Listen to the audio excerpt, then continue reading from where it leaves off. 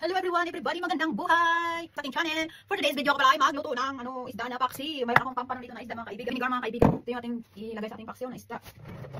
Ito ang isda, hinugasan ko na siya mga kaibigan. Ito na siya. Ngayon ay ilagay natin dito sa ating kasirola. Bayong, sibuyas, at saka luya. Maglagay ng bawang. At lagyan natin ng paminta. Ngayon ay ilagay ng seasoning powder. Pagkatapos mga kaibigan, maglagay tayo ng konting asin.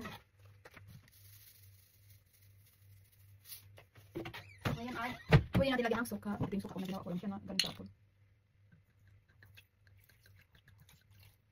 Tama yan.